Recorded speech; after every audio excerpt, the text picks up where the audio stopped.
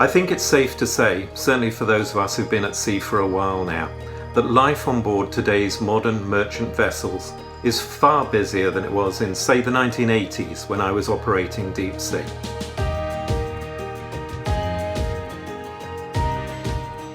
Regularly I see seafarers who are struggling to keep their heads above the growing tide of responsibilities, especially paperwork. So with all this going on board, how can we have enough time to mentor other people? Let's talk about it.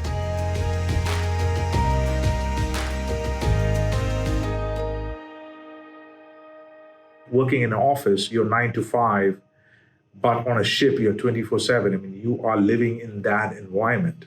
And before you know it, 2 hours into the watch, you're then given another task.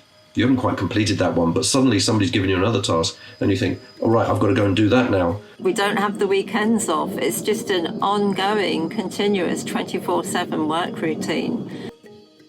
That could be a problem, yes, because of the busy schedule and the clockwork. My experience in college from teaching young people, it's very sad to see now that some of them are not actually being mentored at sea. A lot of them are, most of them, but there are certainly cases where they go on board ship and they come back to college and they say, well, they didn't have time to do this or do that with me. It's an impact on your time and it's also an impact on your energy level, but the reward is that you see the development of this person. What I can share is a small story about when I was a mentee, second mate. Had a very challenging job to train the crew, and I always came into conflicts with people because they were not coming up to speed with what I was showing. I wanted to leave the ship because I was just really frustrated. I went and told the captain, and he said, do you got some time at about 4 o'clock?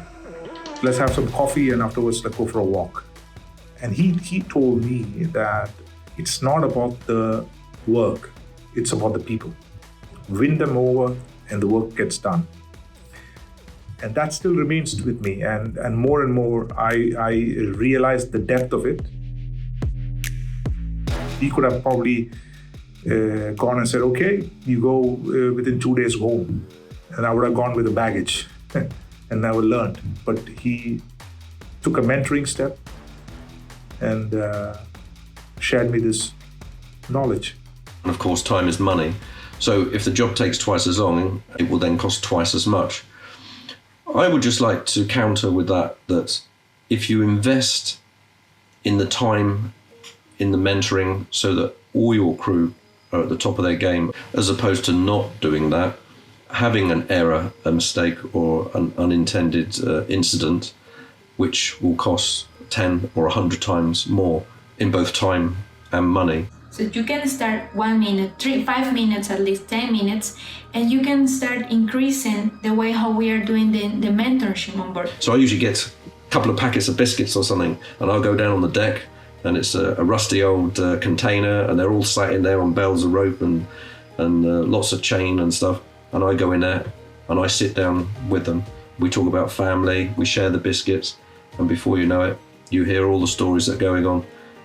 How things are running, how things are not running quite so well, who's the bad guy they don't like. Well, mentoring doesn't really need to have a specific time. It doesn't have a specific date. It doesn't have a specific place. Mentoring just comes when everyone is talking. In the very first ship to which I acted as a second officer, we have lots of navigational inspections by the boss of the company. I was asked about lots of things with regards to navigation, with regards to all the rules and regulations, with regards to the marine pollution, with regards to the safety of navigation. And I was able to overcome it. I was able to surpass all the questions. There's this one night that this boss of mine talked to me alone. I see something in you. You will be a very great chief officer one day. I became very arduous. I became very eager to learn more. And from that moment on, I will be very, very grateful for that boss of my company. I will not forget that man. he was the first one in the shipping company to believe in me. What we have to do is convince all the officers that if you invest every day 5 or 10 minutes, your job as a captain in 10 years from now is going to be an awful lot easier because they're all marching to your tune. And it takes 10 or 15 minutes out of the working day. That's far better than one of those persons not quite knowing what he was doing, not too sure whether he should ask the supervisor, a little bit afraid and not fatigued, for instance, but afraid to speak up. Go to the greedy side of I want to go back to my cabin and read a book instead of being worried about what is going on the bridge, because your mentoring was in place, it works. That's a great point, don't you think? In its own way, mentoring is incredibly rewarding, but it works in our favour too. Once a culture of mentoring is in place, you can relax just a little more, knowing you're running a tighter ship. Mentoring doesn't have to take a great deal of time if you incorporate it into your normal onboard routines. All we're asking for is just 10 minutes to engage with your shipmates. Doesn't that make sense? Please let us know. Please join us in the conversation about mentoring through the Nautical Institute's social media platforms. And why not take a look at our book, Mentoring at Sea, the 10-Minute Challenge.